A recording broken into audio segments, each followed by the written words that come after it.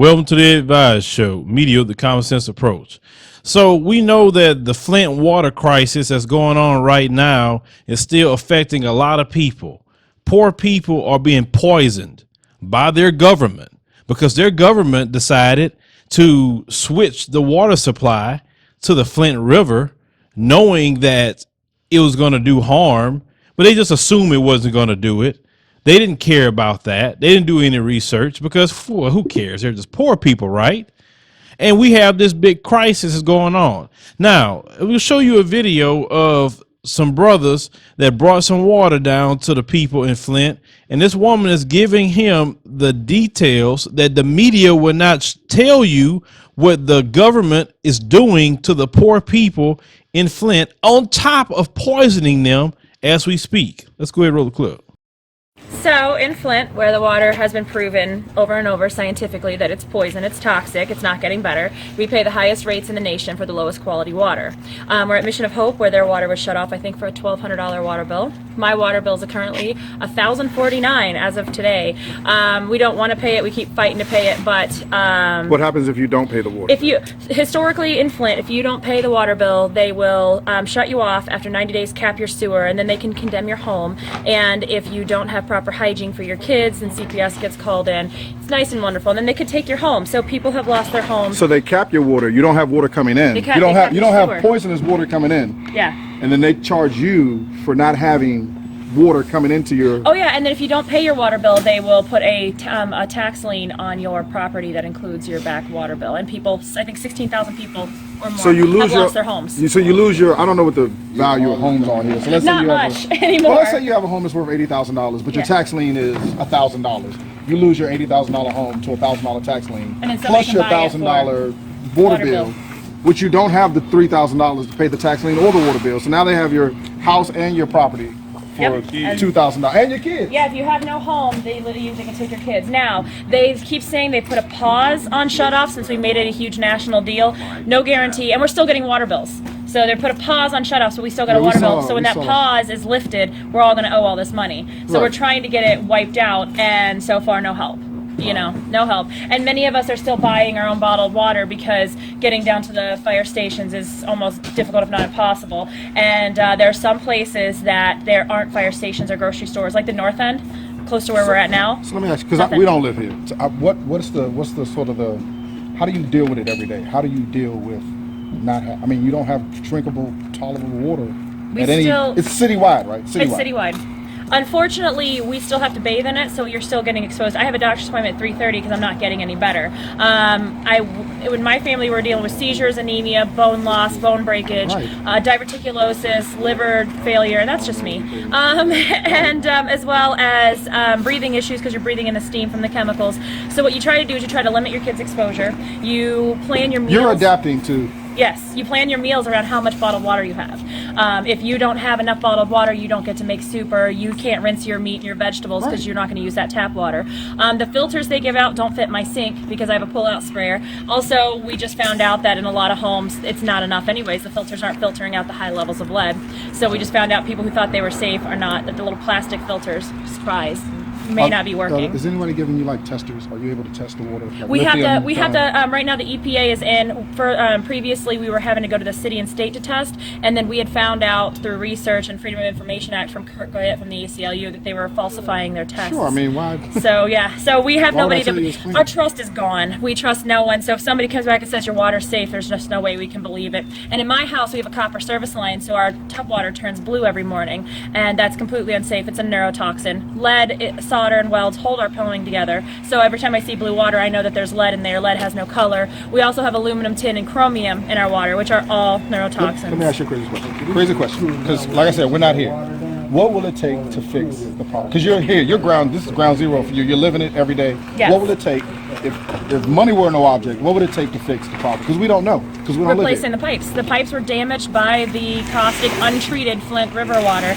And so that's the only thing that's going to fix this, is replacing the torn up pipes. So they're just going to keep leaching the heavy metals into the water. And we're going to have to keep depending on people like you to come from DC. Yeah, to come from DC and all across the country to help. So now we got the real story. So the water supply is poisoned. You have this woman telling you what's going on. People not only poisoned with lead, they're dealing with bone breakage because of poisoning. They're dealing with kidney failure, liver failure, Legionnaire's disease, all kind of things they're dealing with because they have been poisoned by their government. And if it was ISIS or any other Al-Qaeda, Al-Shabaab, Boko Haram, or any other terrorist organization that you know of in this world would did the exact same thing to those people, they would be ready to go right now, wherever they at, and try to drop a nuclear bomb on them or something close to it to get their revenge for poisoning the water supply. Judge Greg Mathers was on the show the other day, and he said this is an act of terrorism. I have to agree with this because it is an act of terrorism to do this mess to innocent people who don't deserve this, and these are people who have a hard time as it is. Then to add insult to injury, this is what the media haven't been telling you guys. They sit here and shut the water off on them. They want them to pay for poison water, cap the water, okay? Then bill up a bill. Then if they can't have water, they send CPS in there to take the children away from them. Then they get a tax lien and they're taking their property away. The media haven't been reporting on that. Why is that? Huh? Mainstream media? Why haven't you been reporting that 16,000 people lost their homes due to tax liens because of a water bill? I think that's something you should really report outside of poisoning the people. So you poison them, expecting to pay for poison. They can't pay for the poison, so you take their property away from them. Wow. And nobody has went to jail. No Department of Justice have filed charges on Governor Snyder or the local government or anybody else had a hand in that. But let me or you go poison somebody's water right now, and they drink it and something happened to them, and they find out. Guess what happened to me and you? We would go to jail. But you know, when you're rich in this country, when you have privilege in this country, and you are the top in the classism system, nothing happens to you. But if you're poor people, if you don't have enough right now, then they can poison you and nothing's going to happen to them at all, unless enough national attention is on to them. You see, why aren't they addressing about the property they're taking away from poor people right now? What, you found some resource over there in Flint that you want these poor people out of here, so you're going to poison them? If you can't poison them, you're going to take their property away? What, is some sort of, you got ideas and plans for these poor areas? That's what you got, corporate America? All the people in other nations who got interest in here, China building stuff over here, Saudi Arabia building stuff over here, and then our government just letting them buy up all kind of stuff over here, which is crazy because if I had to be the president, I would say no foreign country could own any land in this land, not at all. You about to not have a stake here. You could open a business, but you can't own the land. Anyway, so this is what's going on. You people in that government in Michigan, you are some evil bastards. There's nothing more I can say. I can't clean it up. You are evil bastards. I hope you get everything you deserve with the legal system, karma, and anything else you want to call it. Because you know what? Y'all are wrong for that, doing that to them people, killing people. This is like the representative said, this is not a third world country, but they're treating them people like a third world country. I thought they're supposed to be liberty and justice for all, right? That's not liberty and justice for all of what you're doing in Flint. Where's the president? Where is he at? This is a crisis, and he's not there. I don't understand that. Yes, he said, well, so much millions of dollars we committed to fixing the problem. You want to fix the problem? I can tell you how to fix the problem. I'm not an engineer, but I've been in the petrochemical industry long enough to know about pipes. If you replace all those pipes with stainless steel pipes, yes, it's going to cost money, but stainless steel does not corrode, and you will not ever have that problem again with pipes going into corroding and having lead and all this other stuff. Stainless steel don't corrode like that. But you know, you're not going to put stainless steel piping in poor areas for poor people, but you know, you may put it in the affluent areas because that's how it is in this country. You got money, you're great. You don't have money, tough for you. And that's the way it works here in this nation.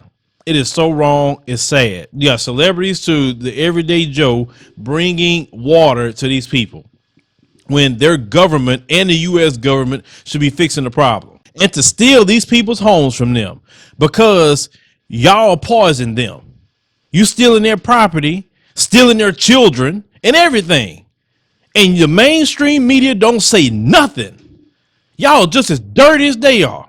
Because you have the means, you have the investigative reporters, you got the millions of dollars to report this stuff, and you don't do it. This is why the people in this country are so sick and tired of you, mainstream media, for covering up for evil deeds that's done by city, state, and federal government. They're sick and tired of you. That's why independent media is constantly taking off. It's because they get more people that's going to tell them the actual truth, instead of deceiving people and being the fourth arm of the government and trying to protect the narrative.